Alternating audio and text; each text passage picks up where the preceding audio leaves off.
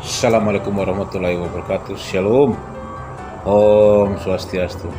Namo Buddhaya. Salam sejahtera buat Anda semua. Selamat pagi, selamat siang, selamat sore, selamat malam, dimanapun Anda berada. Peserta pelatihan ekspor.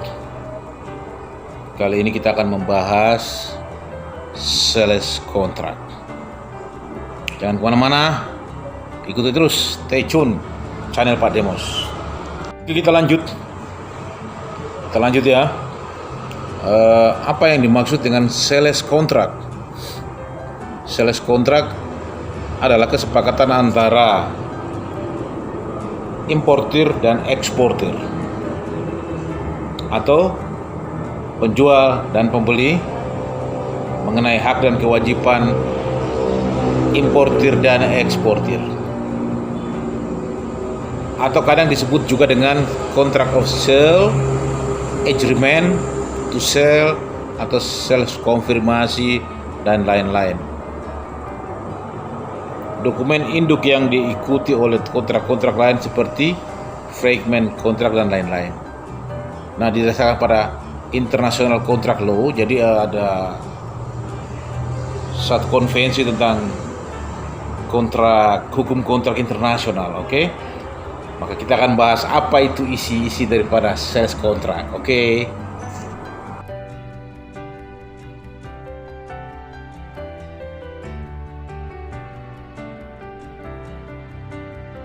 Lanjut lagi, apa itu isi sales contract? Isi sales contract itu yang mungkin yang harus nanti kita akan ketemukan dalam kontraknya itu. Yang pertama adalah jenis dan nomor kontrak. Ada di atas biasanya, dan nama dan alamat seller. Setelah nomor turun ke bawah, gitu. Setelah itu nama dan alamat buyer, dan jenis dan mutu barang yang diperjualbelikan, cara penyerahan dan pengiriman barang, harga, satuan dan total barang, kualitas barang, toleransi atas kualitas dan harga barang,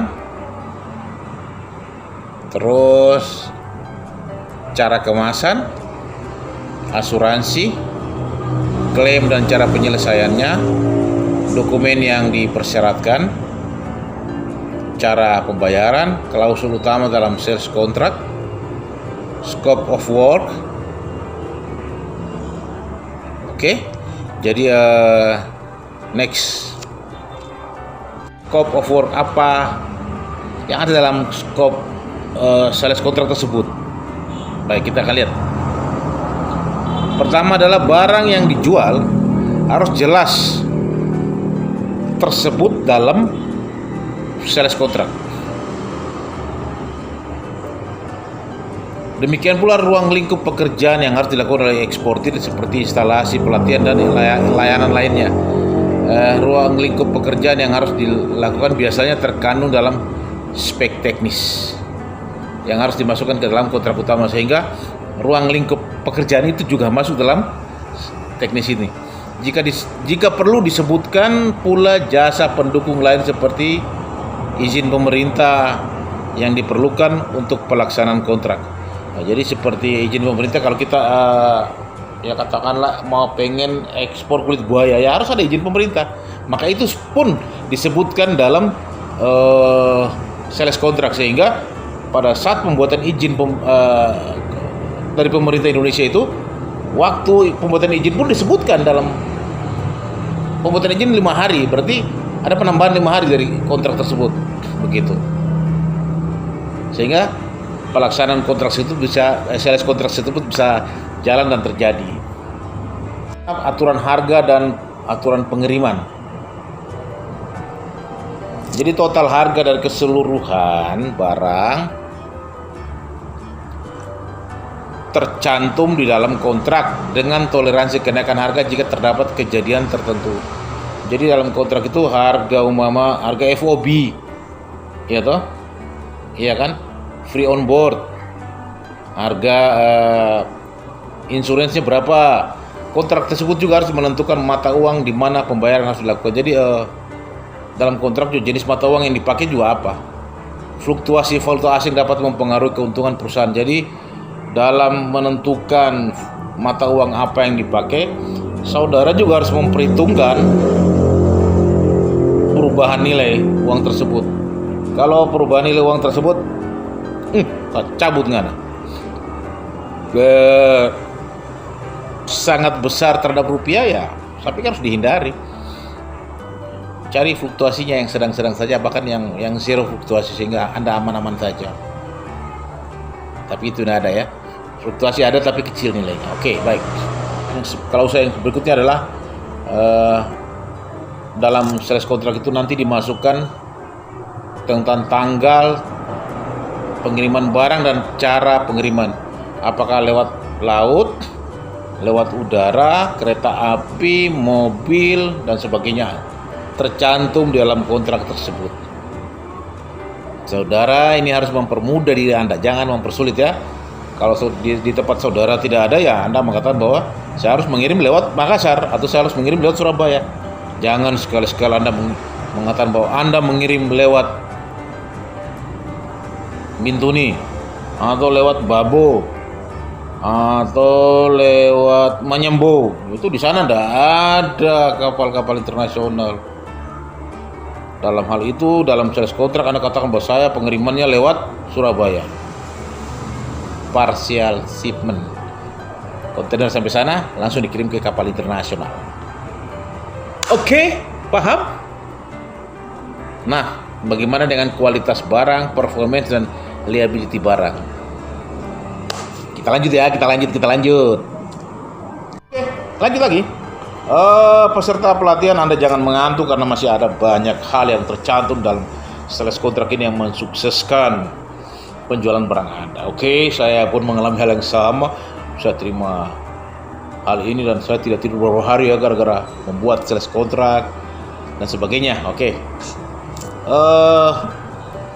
Dalam sales kontrak itu juga itu nanti dibicarakan kualitas barang ya. Itu standar barang atau kinerja yang harus dipenuhi dan memberikan jaminan dapat diuji secara objektif. Jadi begini, barang Anda harus sudah tersertifikasi sehingga kualitasnya ada. Oke? Sertifikasi oleh lembaga yang memang sudah ditunjuk, dicantumkan jenis kerusakan yang dapat ditanggung oleh penjual. Jadi seandainya kita kirim jeruk, dalam sales kontrak sudah jelas bahwa buah busuk akan diganti. Nah ini yang harus semua harus dalam ya, harus tercantum dalam sales kontrak. Dijelaskan juga pembatasan tanggung jawab dari kualitas produk atau kinerja. Jadi harus kita juga harus menjelaskan batas-batas kewajiban kita. Kalau barang sudah on board, sudah dalam kapal, maka kewajiban kita juga lepas terhadap barang yang tidak gampang busuk, rusak dan sebagainya. Tetapi kalau barang yang gampang busuk, rusak, saya pikir ada tanggung jawab kita juga di sana. Kita lanjut ya. Dipikirkan oleh setiap orang bahwa ini, tapi ini juga termasuk biaya loh, semua yang ada dalam sales kontrak, yaitu taxes, pajak, taxes and duties, pajak dan apa lagi namanya, tarikan itu loh, yang sifatnya resmi loh. Dijelaskan juga tentang peraturan pajak atau biaya masuk yang berlaku di negara tujuan ekspor maupun negara pengirim atau negara pengekspor ya, negara importir apa. Nah, dengan demikian penting untuk mempertimbangkan implikasi pajak dan bea cukai dari harga barang, sehingga ya itulah setelah barang kena pajak harganya berapa, setelah kita kasih masuk di sana harganya berapa, dia jualnya berapa. Kita juga harus bisa memperhitungkan, bisa memperhitungkan barang sampai di sana tetap laku gitu loh, walaupun sudah kena pajak. Jadi kemungkinannya nariknya tidak terlalu besar, karena orang juga kita harus kasih untung. Kalau mereka ada untung, mereka nggak akan lanjut ngambil barang kita, iya kan? Cuma sekali aja, percuma kalau cuma sekali saja. Kalau kita mau continue, nah itu juga harus menjadi perhatian saudara-saudara ya. Jadi jangan khawatir karena Anda untungnya kecil tapi dalam volume yang besar. Oke. Garansi dan bonds, biasa disebut dengan asuransi ya. Kalau jaminan harus dijelaskan dalam sales kontrak. Karena jaminan obligasi atau jaminan asuransi juga harus tersebut dalam kontrak.